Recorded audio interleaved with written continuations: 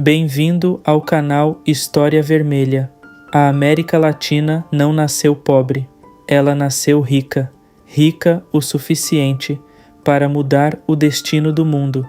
Mas essa riqueza nunca ficou aqui. Ela foi arrancada e levada por rotas controladas pelas grandes potências da época, como o Império Espanhol e o Império Português. Controlar caminhos sempre foi uma forma de dominar o mundo. Séculos depois, isso ainda acontece. Quando uma rota estratégica é ameaçada, como no caso do Estreito de Hormuz, o mundo inteiro sente. Na colonização da América Latina não era diferente. Quem controlava o mar, controlava o destino da riqueza. Hoje, você vai entender como começou a exploração da América Latina e por que nada disso ficou no passado. Tudo começa no final do século XV. Em 1492, a chegada de Cristóvão Colombo marca o início de uma nova era.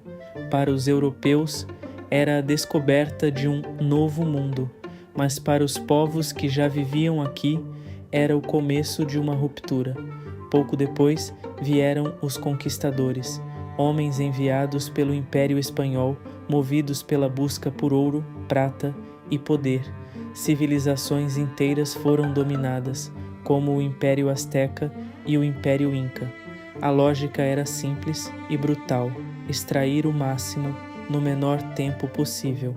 Riquezas saíam da América e cruzavam o oceano rumo à Europa, sem desenvolvimento local, sem retorno, e assim começava um sistema que mudaria o destino de todo um continente. Tudo isso só era possível por causa de um sistema brutal, um sistema criado para extrair, sem se preocupar com quem ficava para trás. Nos Andes, milhões de indígenas foram forçados a trabalhar nas minas através da mita, um sistema imposto pelo Império Espanhol. Homens eram arrancados de suas comunidades e enviados para lugares como Potosí, onde muitos nunca voltavam. Nas plantações, principalmente no território controlado pelo Império Português, a lógica era a mesma, mas com uma diferença cruel: a mão de obra passou a ser africana. Milhões de pessoas foram capturadas, transportadas em navios negreiros e forçadas a trabalhar até a exaustão, sem direitos, sem liberdade, sem escolha. Esse sistema tinha um único objetivo: gerar lucro para a Europa.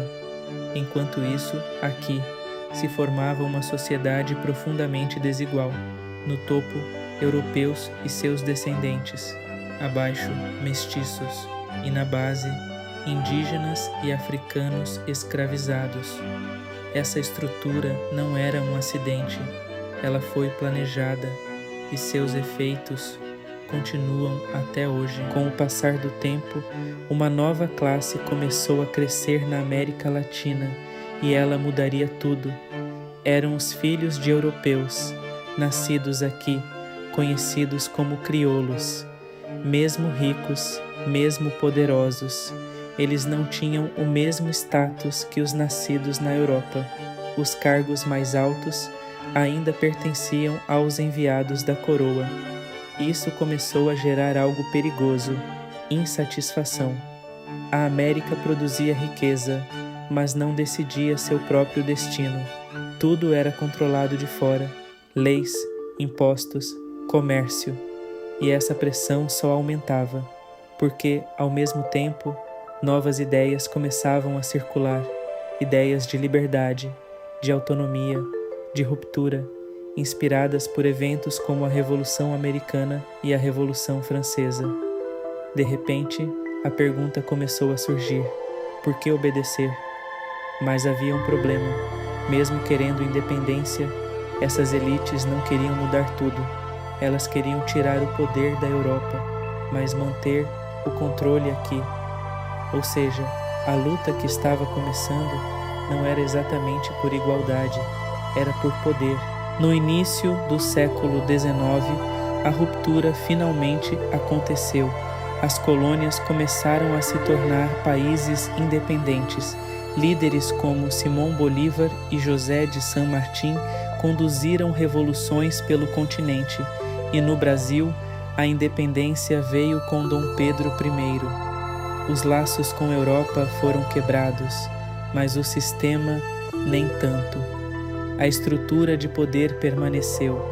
As elites continuaram no controle.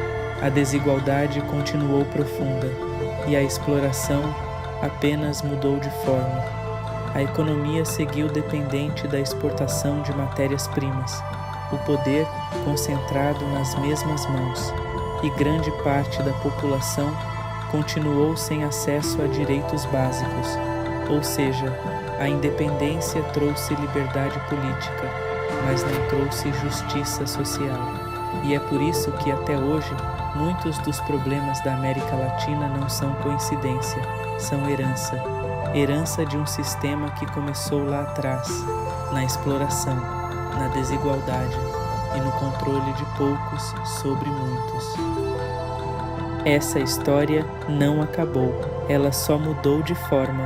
Hoje, a América Latina ainda é uma das regiões mais desiguais do mundo, rica em recursos, mas marcada por contrastes extremos. De um lado, riqueza, tecnologia, grandes centros urbanos. Do outro, pobreza, exclusão e oportunidades desiguais.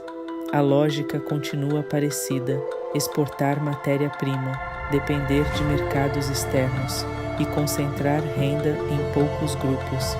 Mas agora, a dominação não vem só de impérios. Ela também aparece através de empresas globais, interesses econômicos e decisões que ainda são tomadas longe daqui. E mesmo assim, a história também é de resistência, de movimentos sociais, de povos indígenas, de comunidades que nunca deixaram de lutar. A América Latina não é só passado, ela está sendo construída agora. E a pergunta que fica é: até quando esse ciclo vai continuar?